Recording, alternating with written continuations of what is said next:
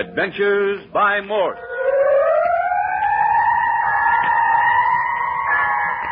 Carlton E. Morse presents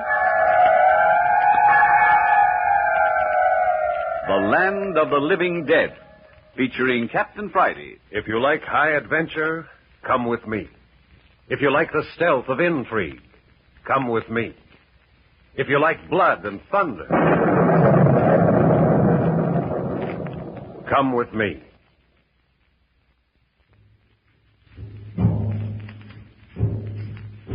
Deep in the Chilean jungle, Captain Friday has escaped from the Chakotah sacrificial chamber with Skip Turner and Dr. English, only to be led into a second trap in the passage under the river by the voice of Mrs. Santos.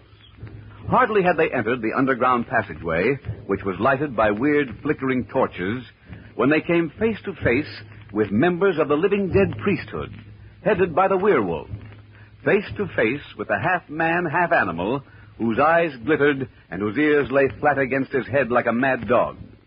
And by his side... But this is your story, Captain Friday. Yes, by his side stood the beautiful green-eyed Tula, Chakotah priestess, with her lovely lips curled in a snarl as vicious as the werewolf's. Then suddenly from some side passage stepped Mrs. Santos. She stepped between the werewolf's pack and Skip, Dr. English, and me. To our surprise, the werewolf fell to the ground, groveling, and his pack dissolved into the darkness with yelps of terror, Tula escaping with them. And now we're in the ancient La Jolla Monastery, the refuge of all persons like ourselves who are fighting the priesthood of the living dead and who seek the downfall of their sinister Maya Nahib. Maya Nahib, dissolute high priest of the sacred city of Chakotah, who in his jungle sanctuary plans the downfall of all nations and the end of all civilization. The monastery of La Jolla raises its gaunt walls on one side of the Zambala Mountains. On the other side of the mountains lies Maya Nahib's lair, also known as the Land of the Living Dead. And now, senores, that the monks have received you and have appointed you each a cell, I want you to come with me. Yes, someplace, any place where we can talk. I've got to know what's become of Judith. You've put me off and put me off. Mrs. Santos, if my daughter's fallen into the hands of the Maya Nahib... Patience, Dr. English. The walls are listening. The whole world will know it if you... Senores, come into this chamber.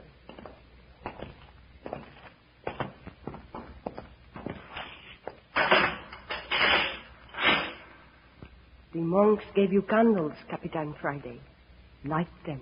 Hey, did we just get ourselves locked in? Light your candle, Skip. There. Father. Captain Friday. Oh, Father, you're safe. Judith, my daughter. Doggone, Judith, I ain't never been so glad to see anybody. Hold it, everybody. Hold it.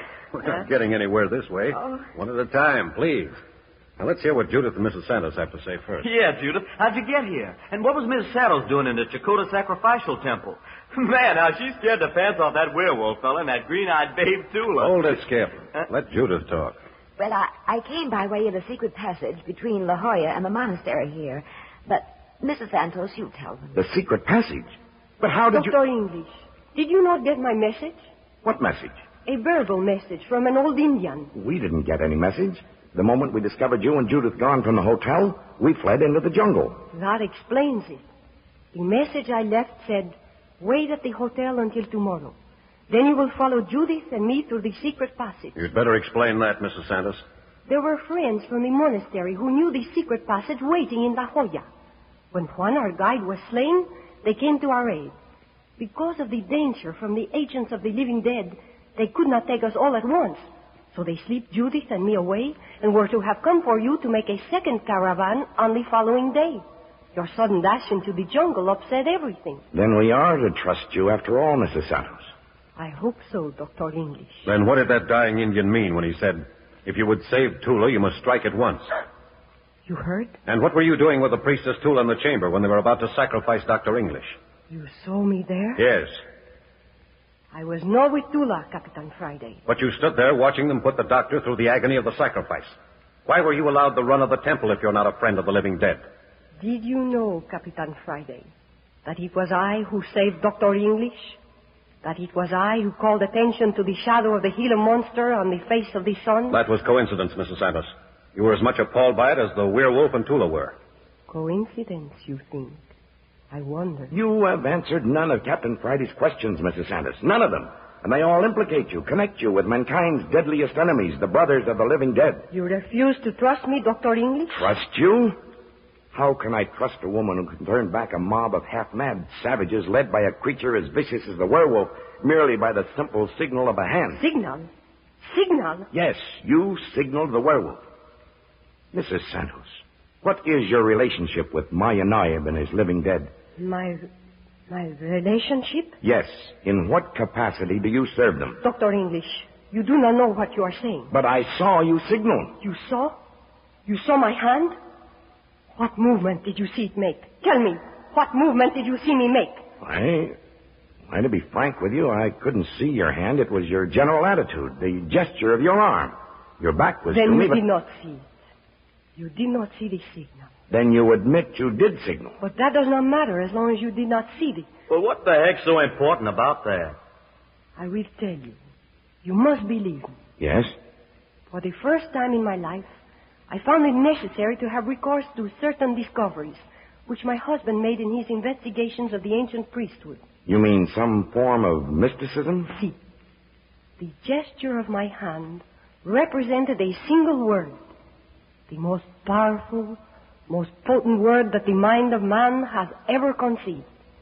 Its origin dates back to the dawn of life, and in all these hundreds of thousands of years, not once has it ever been spoken by the lips of man, for it is the word which cannot be spoken. You expect us to believe that? I have told you, Capitan Friday, that in the La Jolla Monastery we battle mysticism with mysticism. That gesture of my hand saved our lives and brought us safely to the monastery.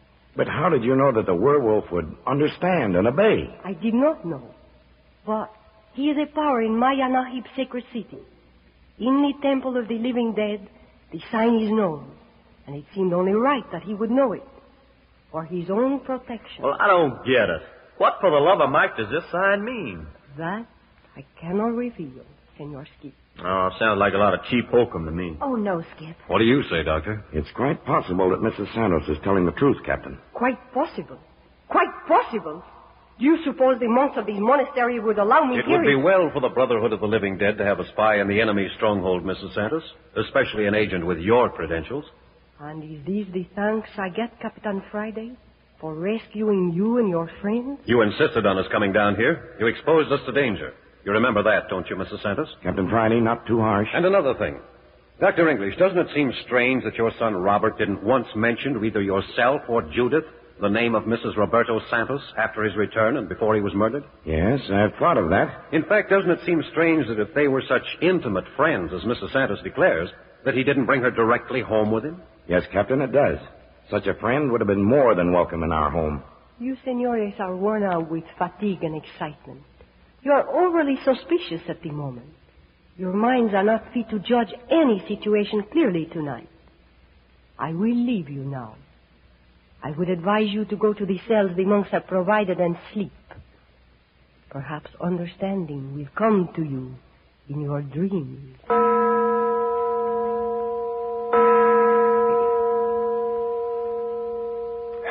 Well, here we've spent 2 weeks in this blooming monastery, and what have we accomplished? Answer? Nothing. With a capital N. Ah, but how wonderfully peaceful and quiet it is now. Yeah, it's been tough sledding for you, Judith. For all of us, Skip. Where's Dr. English? With Mrs. Santos. That was a horrible fall she had down those rough stone steps yesterday. Captain Friday, she would have been killed if you hadn't saved her. She'll be in bed a week with those bruises. Those monks are wizards when it comes to human ills.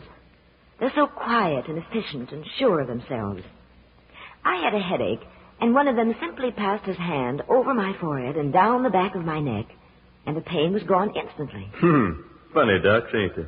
With their prayer wheels and their rough sackcloth robes down to their feet. Their leader reminds me of the Dalai Lama of Tibet.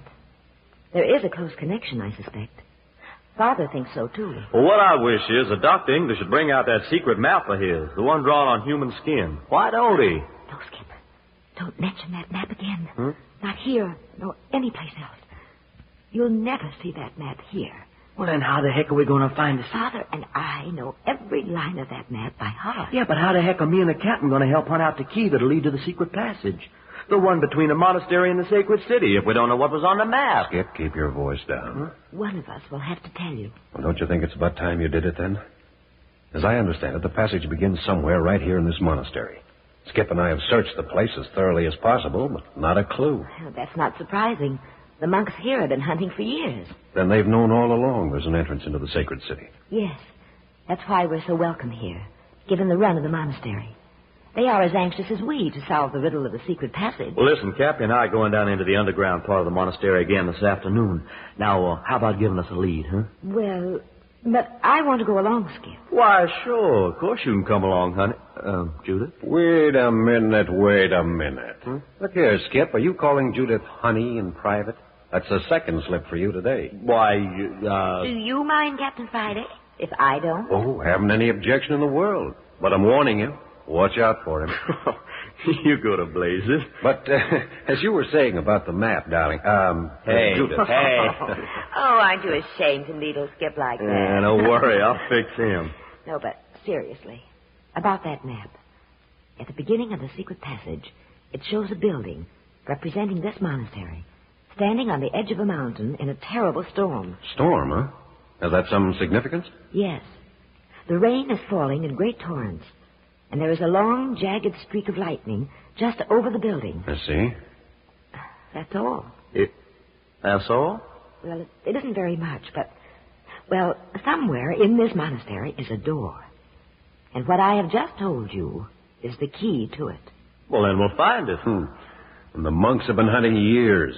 Aren't you the optimistic lad? And we've got to work fast. Remember, 2 weeks have passed since the Gila monster rode with the sun. The catastrophe which it predicts may crash down on the world at any moment. Yeah, but how will our entering the secret city prevent this world tragedy? Saying it's true. It's feared by those who know that Maya Nahid and his living dead will be at the bottom of the catastrophe. But the monster is already ridden with the sun. Doesn't that mean we're too late? You mustn't say that, Captain. You mustn't even think it. The Black Death is too terrible.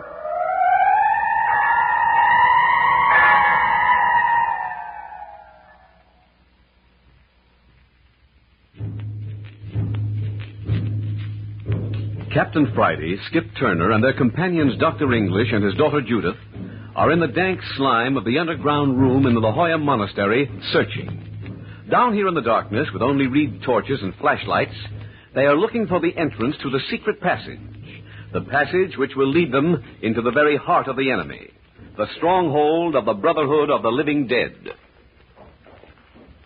Careful, Judith. It's a slimy, dark, wet place down here. Yes. Dank as a rain barrel. And we'd sure be in a fix without these torches the monks have stuck up all around. Hey, what you suppose these big bare chambers are used for, Dr. English? This looks very much like a chapel of some kind. Notice the paintings on the walls and the altar. The altar down at the lower end of the room. Who do you suppose did them, Doctor? Spanish? Oh, no. These are the work of the Indians. Some truly marvelous pieces of work. Now, look at this one. By Jove. Judith. Father, what is it? Look, Judith. This picture here. Oh, Holy mackerel. Look, a picture of a storm. the map. Our precious map. Exactly. You think this is the key to the secret passage? Symbolical, see? At the top of the room, it's rain. By the time it's reached the center of the wall, it's a veritable waterfall. Yes, yes. Look how the big rock divides the waterfall. On the one side, the water runs in a boiling, frothy disorder. And on the other side of the rock, the water falls smoothly, gently, almost placidly. Oh, never mind that, Dr. English. But the symbolism, man, the symbolism, don't you see? The rock painted on the wall represents the dividing line between turmoil and ascension on the one side and order and harmony on the other. Yeah, sure, I suppose so. You mean we're to look for a rock and that's the key to the secret passage? But where are we supposed to look? Why look any farther? Rain and lightning was the clue given on the map. There's your rain and lightning. Hold your flash directly on that painting of the rock, Captain. Hey, wait a minute. I've got it. Look here, the painting of the rock exactly outlines the actual stone on the wall. Do you suppose we're actually looking at the rock that hides the opening to the secret passage? I'd swear it. Well, what do you know? Here, Doctor, we can move this altar up against the wall. By standing on it, we'll have easy access to the rock. Good. Give us a hand with it. Yeah, let's go. Come on. Yes, solid stone, but we can do it. All right, come on.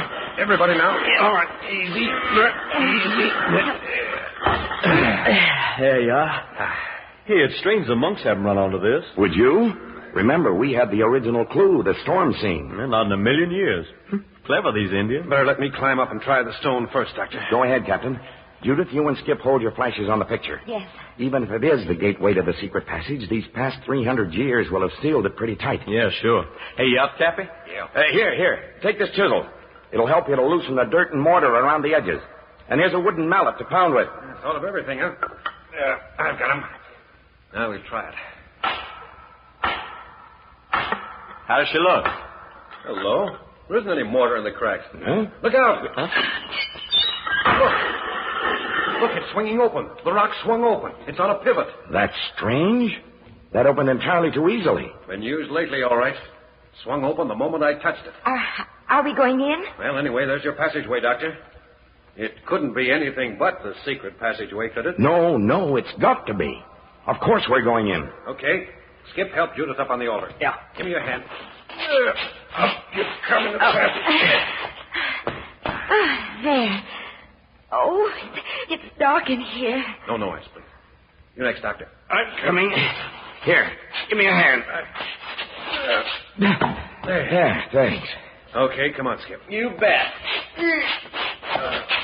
And here we are. Yeah. Now, Doctor, you and I lead. Judith, follow us. And Skip, you bring up the rear. Yeah. Everyone keep his flash in one hand and his gun in the other. Come on. There's a fine sand on the floor. Our feet don't make a sound. Hey, Doctor, look at these walls. All these carvings. Ancient Chakotay work, Skip. A magnificent find for us. I don't doubt but much of the unknown history of the world is told in these pictures. Look, clear to the ceiling. At least 15 feet high. And as far down the passage as our light carries. Beautiful. Stupendous. Look, a stairway ahead. We're going down into another room.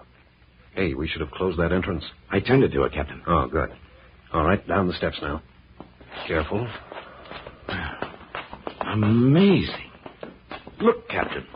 The room we're descending into is hewn from solid rock. A man screaming. Hey, I thought we had this place to ourselves. Hold it. Listen. Well, are we going on?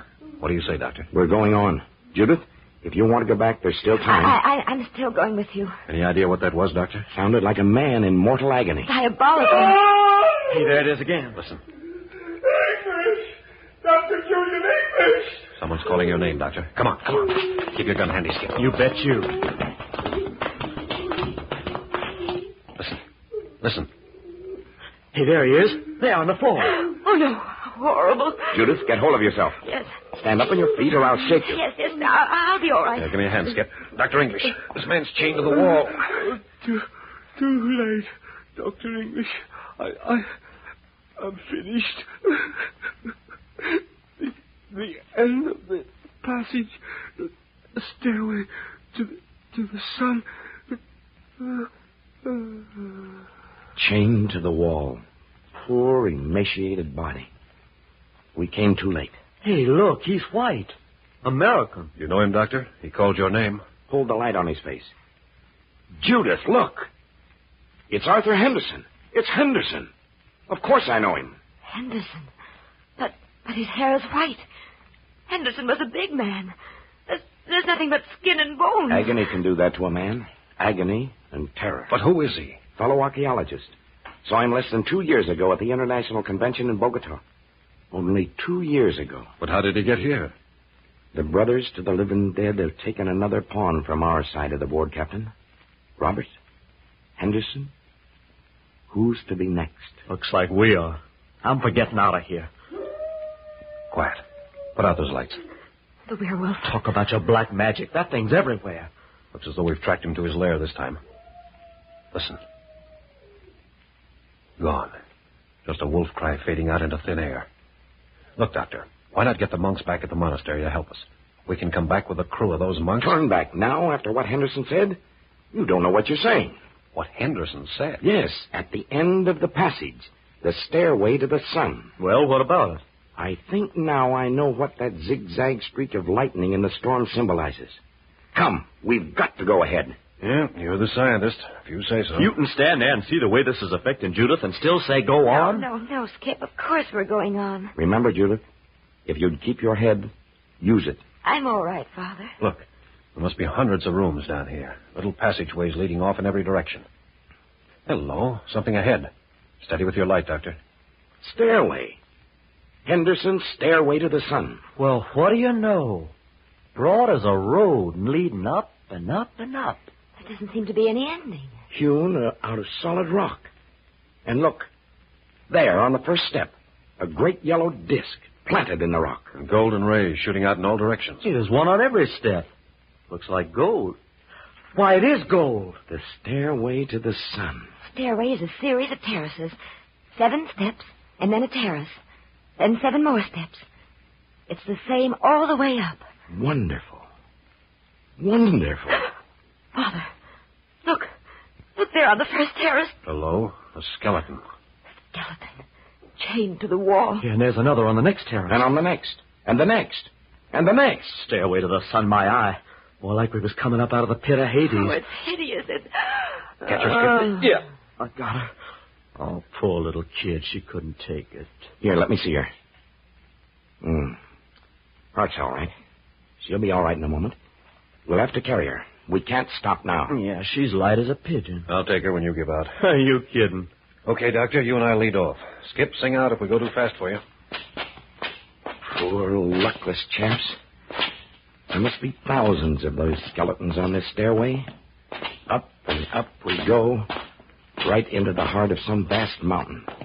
And on every 7th step is a grinning skull and a heap of bones, chained to the wall. Wait. There's a light. It's coming from a doorway leading off the terrace just above us. It's coming through a drape over the doorway. Now, you folks wait here. I'll go ahead and investigate. If I flash my light once, that means for Dr. English to come on alone. If twice, it's all right for all of you to come. Watch yourself, boss. There's one flash. I'm to go. You wait here, Skip. Okay, but I don't like it. What is it, Captain? Keep your voice down. Great stone chamber with torches stuck in the wall. 4 persons seated at a table. Know any of them? No, there's 3 in long cloaks and have hoods over their faces. The 4th is a werewolf monster. The werewolf, eh? Listen. The werewolf's talking. Pull the curtain back just a bit. Maybe we can hear. Easy now. And as I have said, I have just come from the great master. For 3 days now, the people have seen the shadow of the monster upon the face of the sun. Yes. The hour is at hand. Centuries of waiting are at hand. The world is ours. The world and all its millions and millions of helpless people to crush. To crush. These are the words of Maya Nahib, the Almighty One. The agents are awaiting the command to strike. This present civilization, we will wipe it from the face of the earth. We will breed a greater civilization. The brothers of the living dead will rule the earth. Maya Nahib has spoken. 5 days hence you will have word from the master. Then strike. New York, San Francisco, Paris, Berlin, London. Around the world, the Black Death shall raise. But strike London first. Crush London first. Wipe them from the earth. Crush London. Remember, 5 days. Then the dance of death begins. But come, I must return to the city of our fathers. Maya Nahib, the great high priest, awaits. Return to your post. Quick, Doctor. They're coming out. Get back into the recess. Hurry. Back in the shadow. Return to your posts. But in 5 days, word will come. Yes. And then the dance of death will begin. Did you hear that, Captain? Only 5 days. Hold it. Only 3 people passed us. There's still one in the room. Be quiet. Here he comes. Let's get him.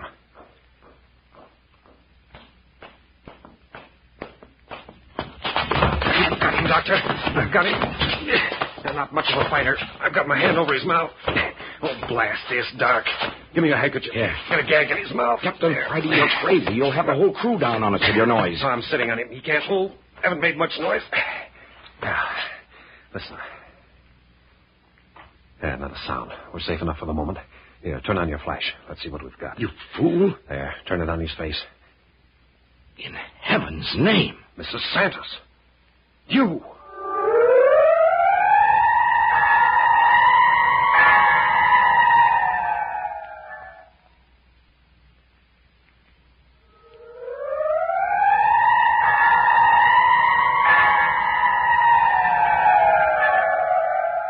It's Mrs. Santos again. Mrs. Santos, who is in the confidence of the monks of the monastery. Mrs. Santos, who says she is fighting the living dead with body and soul. And here Captain Friday and Dr. English have caught her conniving with the highest agents of Maya Nahib the Evil. Next week, you will hear the 6th episode of The Land of the Living Dead. You are listening to Adventures by Morse.